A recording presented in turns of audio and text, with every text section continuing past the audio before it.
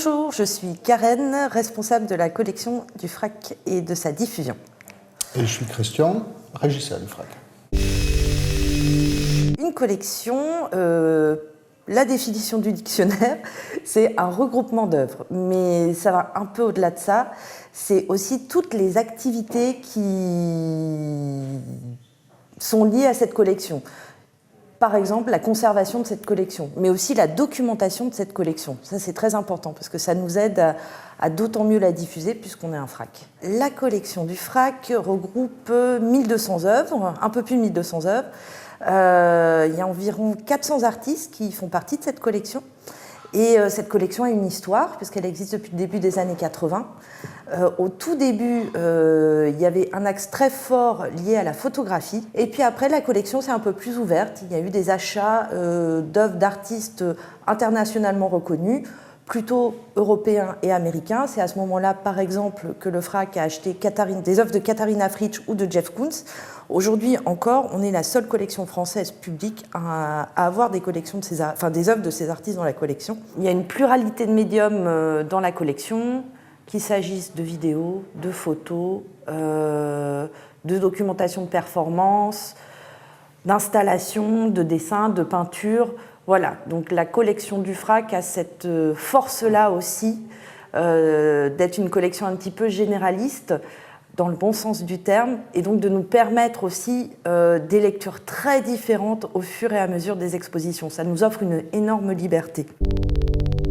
Le paradoxe d'un FRAC est de conserver ses œuvres et de les diffuser, sachant que plus on les diffuse, plus elles voyagent, plus elles ont de chances de s'abîmer ou de subir un dommage. On a mis en place différentes procédures pour conserver et prendre un bon soin de ces œuvres.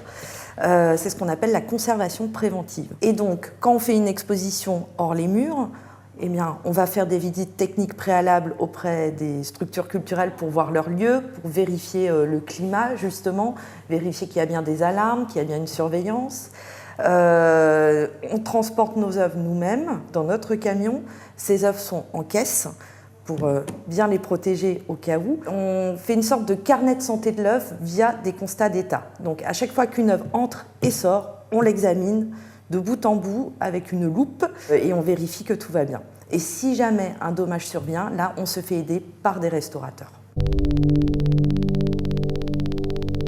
C'est nous qui fabriquons la plupart des caisses. Il y a certains artistes, justement comme cette caisse-là, l'artiste va fabriquer une caisse. La plupart, c'est nous, parce qu'on a un certain savoir-faire en menuiserie, mais surtout en conservation préventive, où on sait quel matériau il faut utiliser pour que l'œuvre respire, qu'il n'y a pas de pollution entre les différents matériaux qu'on utilise dans une caisse. Donc ça, c'est un travail qu'on met à jour tout le temps.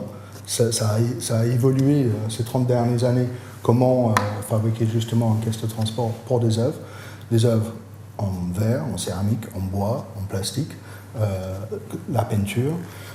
Donc il y a différentes façons de faire et ça c'est notre travail en collaboration souvent avec des restaurateurs de comment mieux conserver ces œuvres dans un conditionnement particulier qui est quand même des caisses de bois. Les musées n'ont pas ce genre de choses parce que leurs œuvres ne bougent beaucoup moins.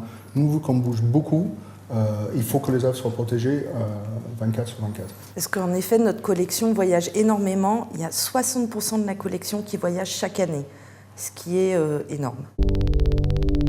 Monter et démonter des expos, ça fait partie aussi du travail du régisseur. Une œuvre en 2D sur un mur, c'est un accrochage classique. On a des œuvres très lourdes et très grandes. On est souvent 2, même 3 ou 4 pour faire ce genre de montage. Mais on a des œuvres beaucoup plus complexes, des installations.